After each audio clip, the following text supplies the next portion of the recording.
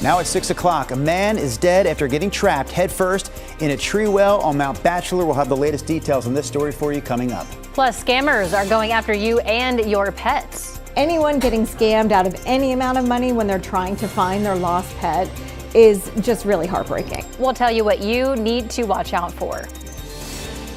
And Oregon has seen severe flooding, hail, even a few rainbows here in the last few days. A full recap of our weather coming up as we kick off the 6 o'clock hour of sunrise.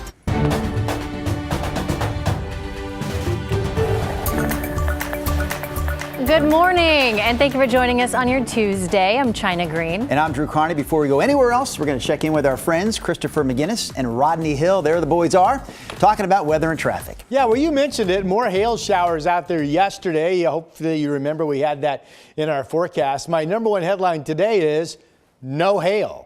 I think we just get fairly gentle showers with sunbreaks scattered.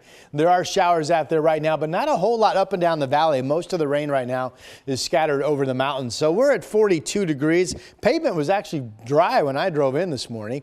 We'll keep the shower threat alive with sunbreaks, but again, no storminess, no hail. 50 at noon, and then high temperatures today back up into the mid-50s. Here's Chris. Rod, so far mostly quiet on the freeways. The drive from Wilsonville zipping right along on I-5 will switch gears and take you up to Clark County. The southbound commute heading towards the Interstate Bridge, that looks good as well. And Highway 26 out near 217, the headlights there, that's your eastbound drive. That looks pretty good.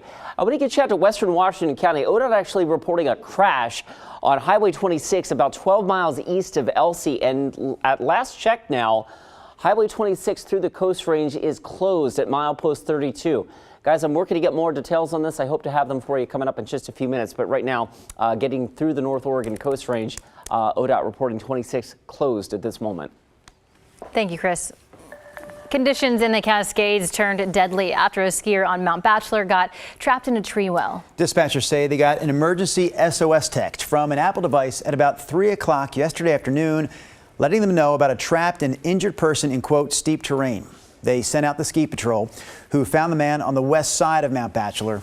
Rescuers say he was unresponsive and buried headfirst in a tree well. After spending about 15 minutes digging him out, they tried giving him CPR, but their attempts were unsuccessful. He's identified as 34-year-old Benjamin Shelkey. The Deschutes County Sheriff's Office says skiers and snowboarders need to be extremely careful, even when staying in bounds in resort areas right now because of all the deep snow conditions. Also developing this morning, a man is in jail accused of shooting and killing a woman in the Centennial neighborhood of Southeast Portland. So we first told you about this shooting yesterday on Sunrise. It happened shortly after midnight yesterday on Southeast Harrison near 143rd. We've learned the suspect's name is Joshua Thielbar, and he's charged with second-degree murder. In Washington County, the sheriff is asking for help identifying a man who robbed a pizza place at gunpoint. This was just before 9 Sunday night at the Godfather's Pizza on Farmington Road in Aloha. This photo right here was taken from surveillance video. Officers say they used a drone and K9 to search the area, but they could not find the guy. So if you recognize the man in this image, call the sheriff's office, the Washington County Sheriff's Office. The Siletz tribe here in Oregon has regained full hunting and fishing rights on its lands. We know the state and federal government took that away from them 45 years ago. In 1980, the tribe was forced to sign an agreement that limited their hunting and fishing rights in exchange for the land that they now live on. On Friday, the state repealed that agreement, a move the Department of Fish and Wildlife says was long overdue. It's been 45 years that the consent decree was restricting the rights of Siletz tribal members to participate in hunting, fishing, trapping, and gathering. It's hard to come out from under the thumb when really oppression is expressed towards you. Governor Tina Kotek's office applauded the move in a statement saying, quote, no tribe should have to choose between their land or their sovereign rights. The Oregon Public Utility Commission wants to hear from you on Northwest Natural's proposed rate increase.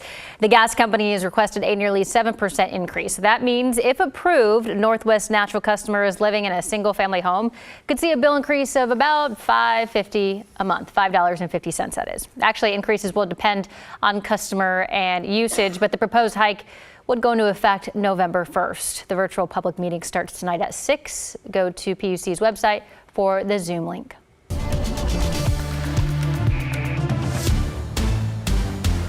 That's Mother Nature, and she can treat you good or she can treat you bad, and real quick. Take a look at this drone video from Douglas County showing the impact of a weekend of heavy rain and flooding in the small town of Drain. Fields and streets covered in water. Further south, we've also learned that a woman drowned near her home in Central Point. That's close to Medford, and authorities say that floodwaters pulled her into a nearby creek. And this is just a glimpse at the overall impact. Ashley Grams joins us in the studio with more on this. Yeah, Drew, China, good morning. Homeowners and crews across southern Oregon are still cleaning up. Let's start in Roseburg. The fire department shared this photo saying they rescued 23 people trapped by the floodwaters, as well as 10 dogs and 2 cats. The city says they also responded to at least 2 landslides. And a similar story for people in Drain, a family we talked with sharing this video with us, saying over a foot of water poured into their home. And while they say they've seen their fair share of flooding, this is one they won't forget. Maybe, I'd say about a foot, maybe 18 inches, and that's went in the house. First it started bubbling up through the floor, bathroom. I got maybe to my second step, but that's about as high as it got on my house.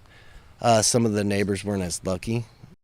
The Oregon Department of Emergency Management says they've upgraded the state's emergency response to level 3, and they're working with local, tribal, and state partners to support recovery operations. Now let's bring in meteorologist Rod Hill with a check on those conditions there. Still a couple of river flood warnings in those counties. And by the way, the Coast Range rain reports from just Saturday and Sunday of this past weekend, 6 to just shy of 9 inches of rain. It was over 5 inches that fell in Roseburg, a little bit north of where most of that action, the worst flooding was. But keep in mind, Portland only had a half of an inch, and that was back on Saturday. So we totally did not get into that flow of moisture that just hammered that southwestern corner of our state. It is dry down there for a second day on this Tuesday, so that's good news for them. We do have a storm front out to sea that will be coming into Portland about 9 o'clock tomorrow evening, and that front may bring some high winds to the South Oregon coast, but nothing here locally. Radar right now, notice snow showers down to 2,000 feet Cascades, showers along the coast into the Coast Range, but very little moisture in the valley. And if the atmosphere warms a little bit, which it's expected to, this could go on in any one spot between Portland, Salem, and Vancouver to really be a mainly dry day. There's no storm threat, no hail threat. Now, the threat of scattered showers with sun breaks continues, but I don't expect a lot of rain here in the flats of the valley. We're at 40 in Portland, 41 Vancouver, 40 in Westland, 40 in Kaiser, 38 degrees in Salem. Forecast map for today, the only rain chance is really this northwestern quadrant down to maybe Albany on our forecast map. 50s here on the west side, all dry, partly cloudy, and generally about 40 for most of you across eastern Oregon. Portland 7-day, the scattered shower threat today, completely dry overnight tonight, completely dry tomorrow into the afternoon, and then rain late tomorrow night into Thursday, and that's your forecast.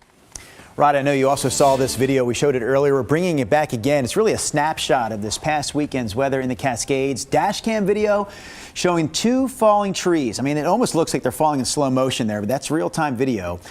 Across Highway 58, right in front of this line of cars and trucks. So this was near Willamette Pass on Sunday. ODOT said a 33-mile stretch of Highway 58 was shut down from Oak Ridge to Crescent Lake for hours because of downed trees, spinouts, and snowy conditions. Chris, spring break is next week, so travel conditions still not great around here. You know, for the better part of the last, 5 days or so, we've had chains or traction requirements up in the Cascades. They continue today. Highway 26, about a 33-mile stretch of Highway 26 through Government Camp. Highway 35, well above Parkdale, but getting up around Mount Hood Meadows. US 20 going over Sandy Am Pass, and Highway 22, of course, also chains and traction tires required. So just be aware of that if you're heading up there. This is a live look, by the way, Highway 26 at Government Camp. You can see traffic is moving, but obviously the road snow covered. Hey, I want to give you an update, by the way, on this. I told you this just a couple of minutes ago. The crash in the Oregon Coast Range on Highway 26, about 12 miles east of Elsie. I just got off the phone with ODOT Dispatch. They're telling us that this is potentially an overturned log truck on Highway 26, meaning this could be a fairly lengthy closure. I'm working to get more details on this from OSP, and as soon as I have them, I'll bring those to you. But Highway 26 right now through the Coast Range at this point, ODOT telling us that is closed. Back to you.